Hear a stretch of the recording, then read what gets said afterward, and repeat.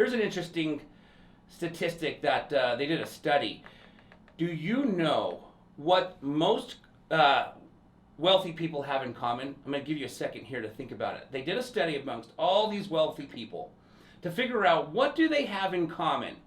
And the majority of them, think about this for a second, take a quick guess in your head.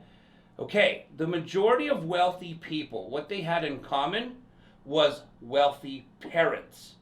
They had a wealthy upbringing. So Georgetown did a study on adults who were wealthy, and they did the story related to academics, wealth related to academics. And the title of the article was this: To succeed in America, it is better to be born rich than to be smart. Think about that. So a lot of individuals who were very talented, were very intelligent, that got great grades, but were born in an environment that one wouldn't consider rich, grew up to be less likely to be rich than the kid who grew up rich, but was challenged in school, didn't get good grades, didn't graduate in honors. He still was the one who ended up becoming the most successful in life. Those individuals, those boys and girls that grew up with wealthy parents, ended up becoming wealthy themselves. So maybe that's your why. Maybe your why is to break the cycle in your family and become the first person in your family to become wealthy, so that your kids and grandkids and their grandkids can also have that advantage in life moving forward because of the action that you're willing to take today for your next generations, right? So maybe you can become the first person in your family to become wealthy, so that your kids then, because you're wealthy, have a better chance of becoming successful and wealthy themselves.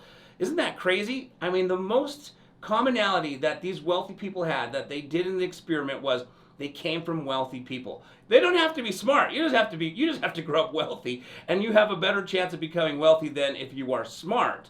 And super interesting study, but maybe that's your why, is to break the cycle of, becoming the first person to be able to create generations of wealth due to the actions that you take today.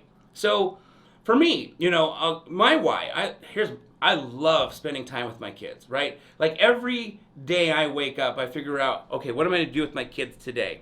And there are a couple of things that I really, I would have to say have driven me in my career entrepreneurial life over the last, 30 years, 25, 30 years. And my kids are the latest why, because I only have a 5-year-old and a 2-year-old. So as of 5 years ago, my why became my children. How can I spend as much time with my children as possible? But prior to that, my why is I'm the guy who loved to do what I did, loved to put in the extra hustle, loved to do the grind, because it allowed me the freedom to pursue my dream career, right? We talked about the individual who is a professional major, or a friend of mine who was a minor league baseball player, and because he had a minor league baseball contract that wasn't large enough to support his family, on the off season he had to work. So his why on why he did the extra work was to be able to continue to be able to afford to keep playing minor league baseball in hopes of going to the majors. Same thing for me, except I wasn't a baseball player. My career path has always been entertainment. My dream career has always been the entertainment industry. And what's really cool about that is, as of January next month, I am going to be on Good Things Utah. I'm moving to television. So by grinding and doing the extra work, little by little, my dream career is, still growing, even at this age, right? And so I'm never giving up. It's one of those things that we talked about earlier. Most people will never see their goals happen, even though they have the capability of making them happen, because they're just not willing to pursue what it takes long enough, so they end up quitting, which is why we talk about you got to know what your why is. Your why has to be strong enough to keep you from quitting. Well, my why is strong enough that it's, to this day, after pursuing the entertainment industry for the last 25, 30 years, I'm still pursuing it. Most people would have given up by now. So, and luckily, because I am still pursuing it, little by little, I'm on this radio show now on a weekly basis, and as of next month, I'll be on television, and, who knows what's from there. The sky's the limit. And so For me, pursuing my career dream and then the freedom and flexibility. That's been the other why that I do what I do, why I put in the extra work. Because it allows me to do what I want when I want, which pretty much is, with who I want, which is pretty much my family, which is why I love real estate so much, which is why we're, a dominantly real estate show and entrepreneurial show. Because real estate gives you that ability. You don't punch in, you don't punch out. There's no boss. If you're willing to go out there and do the hustle, do the grind, you've got a big enough why that you will take action, massive action on a daily basis. Real estate's a great tool to be able to set you up to have that flexibility. Because of the flexibility I have, I'm able to continue to pursue my career, my dream career, and because of the flexibility that I have, I also get to spend an enormous amount of time with my kids where most 9-to-5ers don't, right? I'm with my kids. Well, one, I work from home. Even before the pandemic, I worked from home, which gave me an enormous amount of time to speak or to spend time with my kids. But I don't just spend time with them in the house. We plan activities. We do things that make life fun, build memories, and those are the things that real estate's been able to provide, is that flexibility to do what it is that I want with who I want when I want. Okay, so what you need to do is spend the next week, we've got until New Year's. Spend the next week really thinking about what you really want, and I mean really want. And this will help you discover your why. What is it that you really want? And it doesn't have to be a New Year's resolution. There's a saying out there that I love, and it says, you don't need a new year to produce, or you don't need a new year to take action on a goal. You don't need a Monday to take action on a goal. You just need tomorrow to take action on a goal. And you can take it one step further and say, you just need today to take action on a goal, right? So many people are quick to procrastinate a goal. Okay, at New Year's, I'm going to start doing this and that. At New Year's, I'll pursue my dream career. Or on Monday, I'll start eating healthier. Or on Monday, I'll start taking action and jogging once a day or once a week or whatever. No, we don't even need to have a Monday. We just need today. If you've got a dream career or you've got a goal, you've got a passion, you don't have to necessarily take massive action today, but you can start. You can definitely start today. And once you start, then that starts to build momentum, right?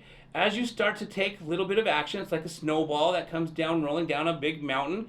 It's this little tiny snowball at first, and then it just kind of builds and gets bigger and bigger as you get momentum.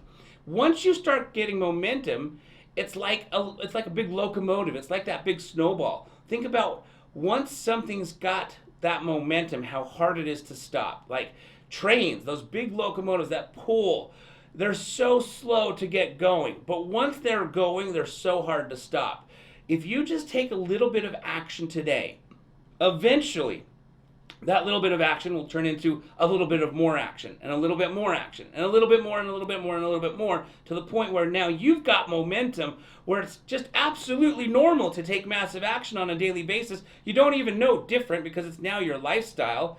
You're going to be almost impossible to stop to achieve your goal. But you've just got to get to the point where you're that locomotive, that train that's just sitting there with 50, 60 cars behind it, trying to pull it, trying to get started, trying to get rolling. But, it's so difficult. It's so hard to start going. But if you do, eventually you will start to see yourself moving forward in a very, non-stoppable manner. So, once you figure out what your why is, and you understand what it is that's going to make you, it's a big enough why, make you take the action. Again, it's not to be wealthy. It's not to just, for the sake of being rich to be rich, but it's to pay off your parents' house, or to have that freedom and flexibility that you're not punching in for the next 30, 40 years of your life to a boss who you're making wealthy but not yourself wealthy, right? Whatever that why is, once you have figured that out, then you're going to want to create your roadmap how to get there, okay? Don't try and head towards your destination without a map.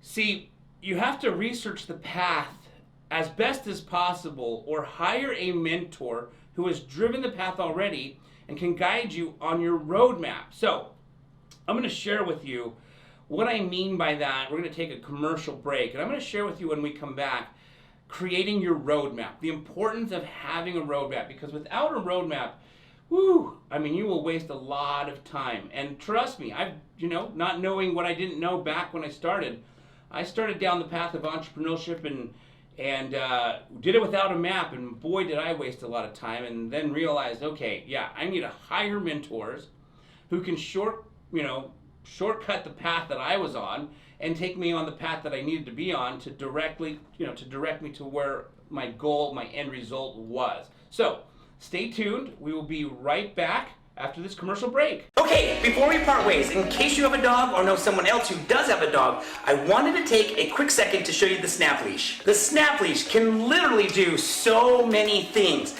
and I'm going to share with you one of the many cool things that it can do. As you can see, the Snap Leash is designed with 2 swivel hooks, one on each end. This end has a cushion stitched into it to make it comfortable when walking your dog. Now, all you have to do is take this swivel hook, put it into this very first grommet, and now you've got your handle. Okay, so now let's imagine you're at the park and you want to secure your pet quickly, safely, and easily to a park bench, a tree, or a pole because you just want to sit down and relax. Well, all you need to do is take this swivel hook, remove it from the very first grommet, wrap this leash around any size tree or pole or park bench, and put it into the appropriate grommet, and now you have secured your pet quickly, safely, and easily. And when it's time to head home, another great feature about the Snap Leash is you can simply wrap it around your waist for hands-free walking. Lastly, if you ever accidentally forget your waist bags at home, these grommets make a great place to fasten the waist bags so you never leave home without them. And if you want to see all of the other cool things that the Snap Leash can do, then please